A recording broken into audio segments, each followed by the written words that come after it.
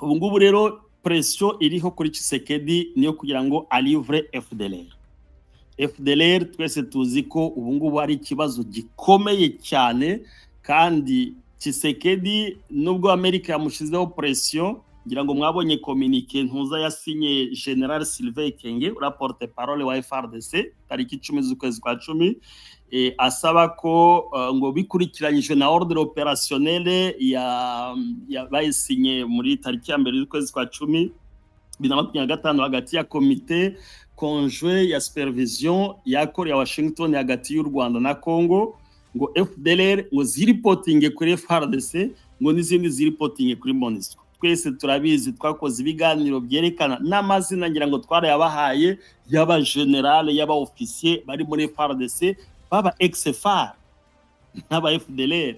Alors kumva ko Congo uvuze ati ngo FDLR ngo yiripotinge kuri FARDC, ngira ngo mwese murumva ko ni c'est du blabla, n'ibintu bidashoboka.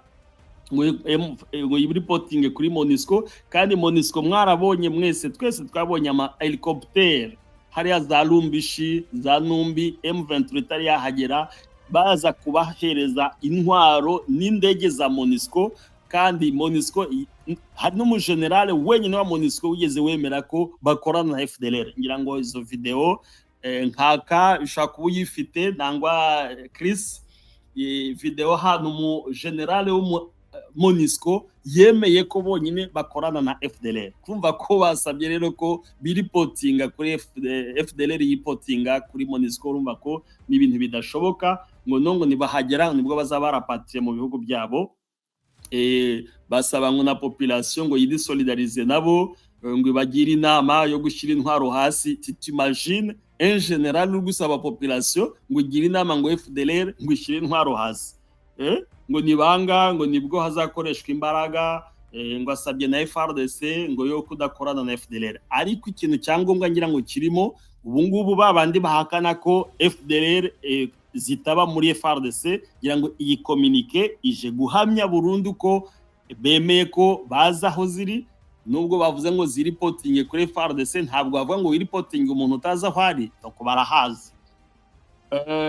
Ariko hari amakuru dufite mu bushakashatsi bw'iki cyumweru ko Amerika igiye guplasa ikibazo cya FDLR nk'ukuntu barwanya Etat Islamique, kuko FDLR ubu ntabwo iba muri Congo gusa, kuko hari umudiplomate wabajije service z'amahanga, si ngombwa ko tuvuga n'amazina yazo z'umutekano, ati ko ikibazo cya FDLR mu kibaza Congo, FDLR kwitaba muri Congo gusa, ubu ngubu iri Burundi, FDLR ziba Malawi, FDLR ziba muri Zambia, hari abari muri Niger, hari abari Belgique, hari abari France, hari abari mu Buholandi. Nka bamwe nabonye hari liste yasohotse yabafatiwe n'ibihano n'inzego z'ubutabera z'u Rwanda, nka Banahimana n'abandi baba mu bihugu by'Ubuholandi, abandi baba mu Bubiligi, abandi baba mu bihugu bya hehe na hehe. Ati ubu FDLR igomba kurwanywa nk'ukuntu barwanya Etat Islamique, kuko Etat Islamique hari baba muri hariya za ntuza za Mali, bari muri za Niger, bari muri ntuza Somali, hari abari muri Moyen-Orient, hari abari hariya za Yemen, hari aba muri Afghanistan, muri Pakistan. Ukuntu Etat Islamique irwanywa ku isi, niko na FDLR igiye guhagurukirwa. Ngira ngo ibyo muzabibona muri communique zishobora kuzasohoka nyuma mu mwisho w'uku kwezi nangwa mu ntangiro, kuko ikibazo cya FDLR ubu ntabwo ari muri Congo gusa, ni mu bihugu byinshi byo muri Afrika bisaga nka 16, no muri Kenya bariyo, muri Uganda bariyo, South Africa bariyo, muri Namibia bariyo, Brazzaville bariyo. Ngira ngo hari na bamwe mwabonye communique video zatambutse, ingabo za polisi ya ntuza ya gendarmerie ya Brazzaville yagiye gusenya n'intuza inkambi y'abantu bari barubatse illegalement, nubwo bo bamaze kuba declare ko batakiri impunzi bitewe na accord zahabaye. Ye u Rwanda rwavuze ko nta mpunzi ubu ngubu kiri hanze. Brazzaville yo yahise bishira mu bikorwa, ibaka amastati. Ubu ngubu FDLR yose yasigaye Brazzaville nta buhungiro bafite, barajarajara gusa, anari bo bamwe bari kujya bajoininga bakajya Uvira bakambuka i Burundi kugira ngo bitegure mu bitero bari gutegura Bujumbura kugira ngo bahangane bakomeze bateze umutekano muke kuri mipaka y'u Rwanda. Alors FDLR rero ubu Tshisekedi yemeye ko bafite ikibazo kigiye ko se azabikuraho ate, kuko bari mu ngabo twarabisobanuye igihe kirekire. Hari bamwe bagiyemo ku gihe cya Muze Kabila 97 98, hari abagiyemo 2006 baza kurwana na CNDP, hari abagiye 2010 niho kabisa FDLR yubatse neza. Nyango twigize dukora n'ikiganiro special tuvuga unité zabo ukuntu bazipanze, izabaga za Mirage, izabaga Walikale, izabaga hara za Mashuta muri Sud Lubero, izari hariya mu ishyamba ntuza za muri Nyiragongo muri park ya Virunga, izabaga muri Kausi Biega, ukuntu baje kwitandukanya bakavamo iriya mitwe yose igera hafi kuri 14. ngira ngo abakurikiye ibiganiro byacu mbere mwarabikurikiye, ukuntu foka bamwe basigara muri foka, abandi bajya muri RDI, abandi bajya muri Rudi Runana, abandi baba muri PDR, abandi baba muri Fronadere, hari Mayima FDLR Soki, hari FDLR Mandevu, hari SNR Intwari, hari SNRD. ubu ngubu abandi bakaba baragiye muri RNC, Rwanda National Congress. ngira ngo ubu RNC na FDLR ubu ni ikintu kimwe. ngira ngo nababonye ibihano mwabonyemo n'abayobozi ba RNC kuko bakorana bose na FDLR, tutibagiwe na MRCDC bariya bakorana na ntuza na FLN. Alors iyi mirwi yose rero cyane ni fokwa ivugwa, ariko iyi yose amagroupe yose ngira ngo nitubone umwanya tuzakora ikiganiro. Bayobowe bate, bikuyemo bate, bafonctiona bate, ko bamwe bari hanze, abandi bari muri region, abandi bari mu bihugu bitandukanye. Urumva ko iyi proposition y'abadiplomate abanyamerika batanze ko FDLR zirwanywa ko mu kuntu Etat Islamique irwanywa byariho byagira imbaraga, kuko n'abari muri Kongo nibarangira, ariko abari Burundi bashaka kuzakora. Kandi batangiye n'ibitero, ngira ngo mu kibira bigeze mwumva ko hari attaque zigeze ziba, nubwo zitabaye trop mediatisé, ariko habaye tentative zavuye Burundi zagiye kwataka u Rwanda, kandi hakaba hari des dégâts collatéraux zagiye ziba. Ngiyo rero muri make bwana minister ishusho y'umutekano mu karere. Donc Bujumbura ubu ngubu iracyakonstituwa une menace terrible yaba ku mutekano wa Kongo, yaba ku mutekano w'u Rwanda. ngira ngo icyo kibazo kigomba gukurikiranirwa hafi cyane, haba muri nzego za communauté internationale, haba au niveau régional.